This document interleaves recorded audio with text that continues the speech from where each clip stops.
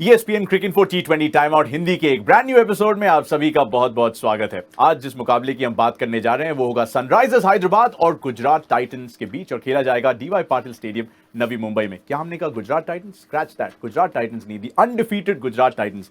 संजय मांजरेकर का बहुत बहुत स्वागत है शो में और शुरुआत गुजरात से ही करते हैं क्योंकि क्या कमाल का स्वागत उन्होंने करवाया है आईपीएल से अपना। विजय रथ पे तो सवार है ही, काफी सारे बॉक्सेस हैं उनको भी टिक किए हैं। शुभमन गिल रन बना रहे हैं, तेवतिया बेहतरीन तरीके से मैच फिनिश कर रहे हैं, शमी और फर्गुसन की गेंदबाजी में धार है, राशिद खान भी कमाल दिखा रहे हैं। कौन से ऐसे बॉक्सेस हैं जो उन्होंने टिक नहीं किए? संजय, कितने इंप्रेस्ड हैं आप गुजरात से? देखिए, जब ऑक्शन में उनकी परफॉर्मेंस मैं देख रहा था, क्योंकि परफॉर्मेंस जो होती है आईपीएल के, एक तो ग्राउंड पे होती है, उसके पहले सबसे इंपॉर्टेंट परफॉर्मेंस ऑक्शन में होती है और वहाँ पर मुंबई इंडियंस ने इतनी अच्छी परफॉर्मेंस नहीं की है। उसी हिसाब से मुझे लग रहा था गुजरात टाइटंस ने भी खास परफॉर्मेंस नहीं दी, जिस तरह के प्लेयर्स उन्होंने चुने। लेकिन अब तक तो बहुत ही उन्होंने प्रभावित किया, थोड़ा सा सरप्राइज भी किया है, क्योंकि जो प्लेयर्स उन्होंने लिए जिस पे ज़्यादा उन्होंने दाव लगाया, शुभमन गिल वो केवल 20-30 रन नहीं बना रहे, बड़े स्कोर बना रहे। तेवतिया जो हमेशा राजस्थान रॉयल्स के लिए जिस तरह के इनिंग्स खेलते हैं, उन्होंने मैच विनिंग इनिंग्स खेले। और अगर उनकी ताकत देखें तो आगे जाके एक बहुत लंबा सीजन है, हम 4 मैचेस की तरफ आए, 17 लीग मैचेस होंगे, तो उनकी बॉलिंग उनकी ताकत होगी। बल्लेबाजी में शायद उनको कोई आउट ऑफ फॉर्म जाए तो कुछ बदलाव लाने पड़ेंगे, लेकिन बॉलिंग उनकी काफ़ी मजबूत लग रही है मुझे। बॉलिंग पे भी मैं आपका ध्यान ले जाना चाहूंगा, लेकिन पहले बल्लेबाजी से शुरू करते हैं क्योंकि आपने शुभमन गिल की बात की, लगातार 2 अर्धशतक। अक्सर सवाल उठते थे कि क्या स्ट्राइक रेट थोड़ा सा कम है, क्या थोड़ी और जिम्मेदारी के साथ खेलने के चक्कर में वो अपना स्ट्राइक रेट कॉम्प्रोमाइज कर देते हैं? आप शुभमन गिल को कैसे देखते हैं आगे जाते हुए? देखिए, ये आए हैं हमारे अंडर 19 क्रिकेट से, उसके बाद राहुल द्रविड़ ने उनके बारे में बहुत कुछ कहा था, बहुत इंप्रेस थे। तो उसके बाद इंटरनेशनल क्रिकेट उनके पल्ले आ गया, टेस्ट क्रिकेट भी खेले, ओवरसीज कंडीशंस में, इंग्लैंड में वर्ल्ड टेस्ट चैंपियनशिप का फाइनल खेले, ऑस्ट्रेलिया में खेले। तो वो शुभमन गिल थे, ज़्यादा टेस्ट और थोड़ा प्योरिस्ट की तरफ अपनी उनकी शायद उनकी एफर्ट वहाँ पर लगी होगी कि मैं एक बहुत ही अच्छा क्लासी एक ऑल फॉर्मेट बैटर बनूँ। और वो T20 में उतना काम में नहीं आ रहा था, क्लास तो दिखाई दे रहा था। लेकिन इस सीज़न जिस तरह से उनको मैं देख रहा हूँ, और पिछले सीज़न भी उन्होंने थोड़ा सा दिखाया कि अभी शायद और ज़ोर उन्होंने T20 क्रिकेट पे डाला है, क्योंकि इंडिया के लिए बाकी क्रिकेट कम खेल रहे हैं।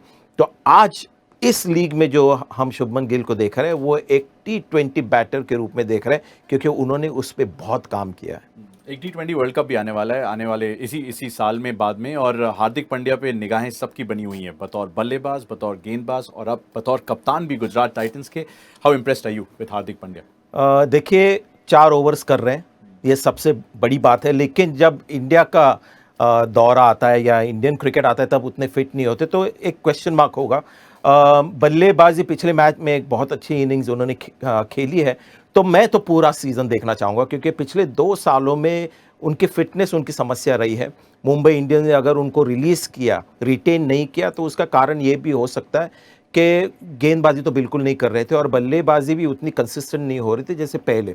तो ये जो हार्दिक पांड्या मैं देखता हूँ, वो हार्दिक पांड्या इन इस प्राइम नहीं है, उनका बेस्ट हमने पहले देखा है। शायद इस लंबे लीग में, जो आईपीएल की लंबी लीग है, वहाँ पर शायद वो पुराने हार्दिक पांड्या आएंगे। और अगर वो आए हमारे सामने तो इंडियन क्रिकेट के लिए बहुत ही अच्छी खबर होगी। गेंदबाजी की बात करते हैं गुजरात टाइटंस की। चलिए हार्दिक से ही शुरुआत करते हैं क्योंकि पावर प्ले में गेंदबाजी कर रहे हैं, 140 का आंकड़ा पार कर रहे हैं बतौर गेंदबाज, और उनको अच्छा सपोर्ट मिल रहा है मोहम्मद शमी और लॉकी फर्गुसन के जरिए। उनका बॉलिंग यूनिट जो है वो कितना आपको सशक्त और मजबूत नजर आया?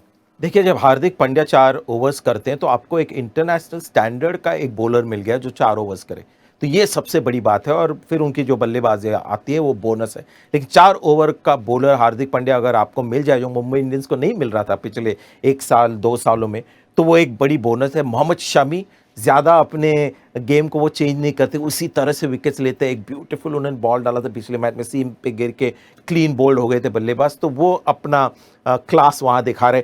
लॉकी फर्गुसन को मैं मानता हूँ कि ये बहुत ही एक इम्पॉर्टेंट बाय है, इसलिए मैं देख रहा था कि ऑक्शन में कौन इनके पीछे लगता है। शायद 10 करोड़ में वो शायद गए होंगे, मुझे याद आ रहा है। और जिस तरह के प्लेयर्स उन्होंने रिटेन किए, राशिद खान, तो जब आप ये 4 बॉलर्स देखते हैं तो ये सबसे कहते हैं ना मजबूत कड़ी है बॉलिंग की हर आईपीएल टीम के कंपैरिजन में। ट्रम्प कार्ड तो राशिद खान ही होंगे इस गेंदबाजी में, खासतौर से जब सामने सनराइजर्स हैदराबाद हो, जिनके साथ इतना वक्त राशिद खान ने बिताया, इतने मुकाबले जिताए, और अब अपनी फॉर्मर टीम के खिलाफ कैसे देखते हैं आप ये मुकाबला राशिद बनाम सनराइजर्स हैदराबाद का आज?